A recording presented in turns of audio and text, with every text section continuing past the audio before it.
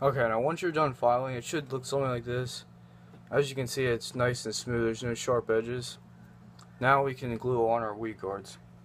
Now, I'm gluing on these weed guards. I would recommend using this type of glue. It's a specific type of fishing super glue. This stuff's pretty good. It's waterproof. It's not totally scentless because sometimes it does sort of put off a sort of odd smell, but it does dry fairly quickly. So when you do this, always make sure that your base is perfect. There's not much room around it. Make sure it's perfect. And now you're ready to put the glue in. I would just recommend putting just a little bit of glue right in the hole, filling it up at least, and then really quickly put your weed guard in and let it sit there for a little bit. This glue dries in about 5 to 10 seconds, but I would recommend just letting it sit for at least a minute. Sometimes this glue can sort of, especially on lead, it doesn't really dry very evenly, but just let it sit on a rack or something just so it dries really nicely. Now when you're doing this, basically this one was molded on and this one was glued on. I would recommend molding it on is honestly the better way to go, because as you can see, it's really strong. It doesn't come off at all. This one isn't trimmed out, but other than that, this guard is really strong. I would always recommend molding them on. Now that we're done gluing on our weed guards, now we can glue. Okay, when painting these jigs, I would recommend getting this brand called Do It. They make pretty much all the jig making stuff that I buy. You can get really any color, and for about this size, which is about an ounce, pay for about $5.49. Unless you go to your local tackle shop, you probably get it cheaper.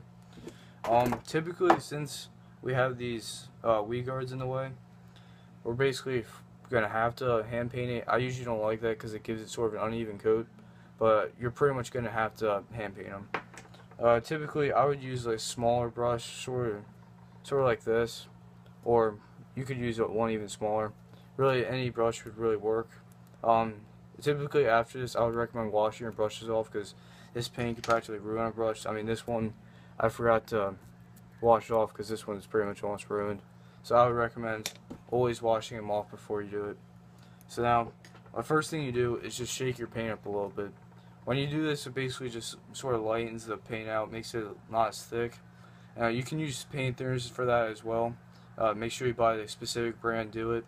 That's the best brand for thinning this paint out. And after you're done shaking it, just make sure it looks nice. It's not really a mixed color, because sometimes these older paints can have mixed colors into them. And then sort of dip your brush in and just get a good amount of paint on it. Something sort of like this. And then just sort of hand brush it on. Make sure you get it real evenly. Like every piece of shiny lead is just covered up with paint. This will just sort of protect it. It makes it look nicer. And it'll just really blend in with your skirts. You can also add a clear coat to it as well. I don't have clear coat with me now, but it makes it real. It gives it a nice hard coating for it, just so it can, just so it protects it. It makes it last longer. Make sure you just put as much paint on as possible, just covering up all the lead. As you can see, it looks pretty nice, but we'll probably add 2 or 3 more coats to that. I would recommend letting it sit for at least an hour to 30 minutes. Typically, it does take a little bit longer for this paint to dry, but when it does dry, it has a real nice hard coating. Now for our final step, we're going to add a skirt. Now, as you can see, this one just doesn't have a skirt. Typically, these bass jig skirts, I would recommend getting the 5-inch ones. Basically, that gives you plenty of room, just in case if you think it's too long, you can just cut it off. To the brand that I would use is getting Star Flash. Typically but you can get 3 of these for $5 or $4. But these have round silicone sort of braids. So I would say this is the best skirt brand to buy. Now when you're using these, always put it in from the longer side, which would be this side. Typically these bands will be from long to short, and I would put it on the longer side. So just flip it over sort of like this. Make sure it's sort of even.